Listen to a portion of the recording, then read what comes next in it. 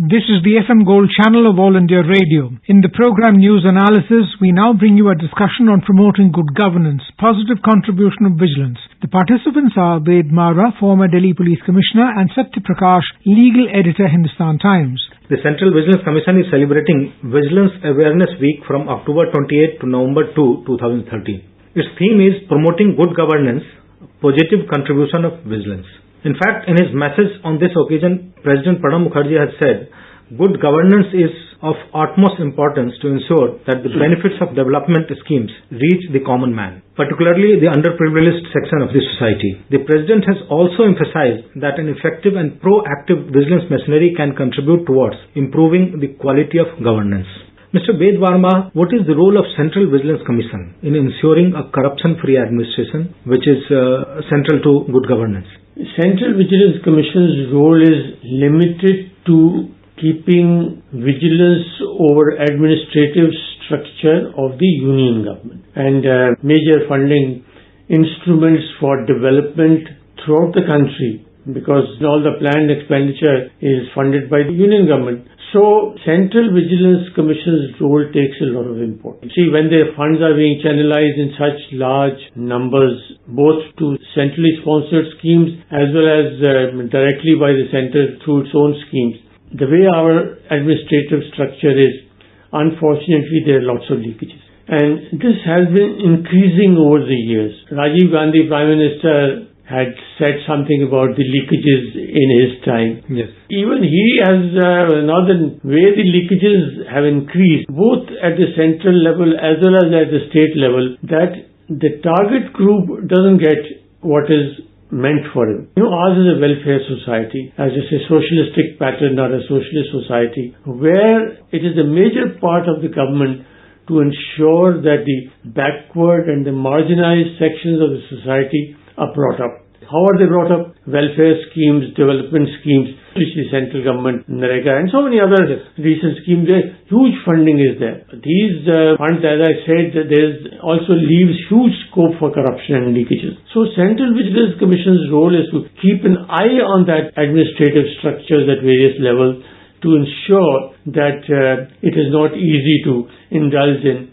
corrupt practices. How far they have been successful? Well, there are various views. Suffice to say that there is a lot of scope for improvement. There are two parts of the role of CVC. One is about prevention. The other is about once something has happened, some lapses have happened, then how to act on that. Can you explain the preventive part? And then the other part is quite often talked about. CVC has recommended registration of case. CVC has recommended major penalty, minor penalties in various cases. Not much is talked about the prevention part. What is the prevention part that the CVC does or can do further? As a matter of fact, when the vigilance departments were constituted in various government and public sector undertakings, their purpose was to prevent corruption, and that they could do to ensure that the system of spending money is such that it is not easy to divert funds for corrupt practices. And once any funds are misappropriated, they should detect where the leakages have taken place and then initiate legal investigation and action. That role is secondary, but in their primary role, they are vigilance officers all over the place. In the Central Commission itself, now there are 3 members. There is the Central Vigilance Commissioner and there are the 2 other members. And they form a commission which is keeping an eye on all these things. CVC supervises the work of CBI. Where there are lapses, they can either recommend registration of cases or they can recommend administrative actions, major penalties, minor penalties. But cases where they have recommended registration of FIRs by the CBI. CVC supervises the work of the CBI so far as corruption-related cases are concerned. One of the allegations is, criticism of CBI is that it has too many masters. In fact, Supreme Court also recently commented on that. DOPT that controls the cadre and other parts, then certain things are done by Home Ministry. Then the CVC supervises the corruption-related cases. Then the cases which are ordered by the CBI, by the Supreme Court or various high courts, they continue to monitor such cases.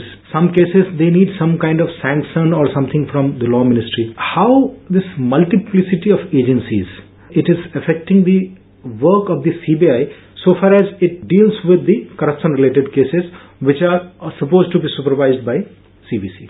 CVC's additional work of supervision over CBI is only of recent origin. It is after the Vineet Narayan case that the Supreme Court gave this additional task to the Central Vigilance Commission. Now, CVC is only concerned with one part of CBI, that is the corruption-related cases. Yes. Now, these corruption-related cases, they can ask for, they can monitor investigation, and they can send cases to them for investigation, and all this job they are doing, particularly high-profile cases. The problem comes in high-profile cases where all sorts of pressures are there. And CVC is supposed to ensure those pressures are neutralized and the Central Bureau of Investigation is allowed to do its job in a professional manner. CVC's supervision over CBI is supposed to strengthen the CBI and not look at it as one more master in its functioning. But unfortunately, the way all our institutions are under such pressure of public criticism, that the general impression is that the investigative agencies are, not impartial, and in turn the investigation agencies think that CVC is another authority which is interfering in their work instead of strengthening their work. Now, these public impressions, right or wrong, need to be removed, because it is very important that we establish the credibility both of the Central Vigilance Commission as well as of the Central Bureau of Investigation. Because if in public perception their credibility goes down, then we are in for great trouble, because there is no other institution in which an ordinary citizen can go to. So what will happen? You will see an increase you will see irresponsible criticism. Even honest civil servants and honest politicians will be harassed, and that will result in great pressure on good governance, what we are discussing today. Yes. What is good governance? Good governance is that the instruments of governance function in the most efficient and impartial manner, total integrity and complete inefficiency. Today, you have a changeover of a political government, and they will appoint a whole lot of senior officers will also be immediately changed. This is not right. They are professional. They are all political appointees. That shouldn't be the case. That's because the Indian Police Service and Indian Administrative Service, two All India Service, were constituted to give the citizen of this country an honest and efficient and professional government. And even today, if our country is united and we are having a reasonably good government as compared to what's happening in our neighborhood, I think a lot of credit goes to our administrative system. The Central Vigilance Commissioner, Mr. Pradeep Kumar, has said that corruption cannot significantly come down unless all stakeholders participate in vigilance work. And he has emphasized the role of private citizens and the civil society at large, their role in the entire vigilance process. How important is the involvement of civil society in the entire process of ensuring a corruption-free society? Well, it is obvious. Nobody can disagree with what Pradeep Kumar has said, that no vigilance structure can perform its role unless it gets the active cooperation of the NGOs and the civil society and people at large. Because how do they get their information? How do they get to know what is happening unless people themselves keep a watch and inform the Vigilance Commissioner or the Central Bureau of Investigation or various other vigilance officers in ministries and other public sector undertakings? That's why it's very important. People realize their own responsibility. But one of the problems is about protection of whistleblowers. Suppose as an honest citizen, I disclose certain things to the Vigilance Commission. If I am not protected, then how would the system benefit? Because if I am harmed somehow, the next citizen would not come up forward to disclose anything to the Commission or any government agency. And this bill for protection of whistleblowers, that is still hanging fire in Parliament. Again, there are two views about having bills and having laws. We are having bills and we are having laws every other day. As it is, the laws which are on the statute book, the enforcement agencies are finding it extremely difficult to enforce them. There are various practical difficulties, and our criminal justice system again is clogged up. There are over 3 crore cases pending already. Yes. So by having more act, you only have more number of cases. And if they don't reach their logical conclusion, a whistleblower act by itself is not going to solve anything. What is required is... Because again, that would be enforced by the same administrative system. Apart from that, the system is clogged up. Even if they want to, they can't enforce it.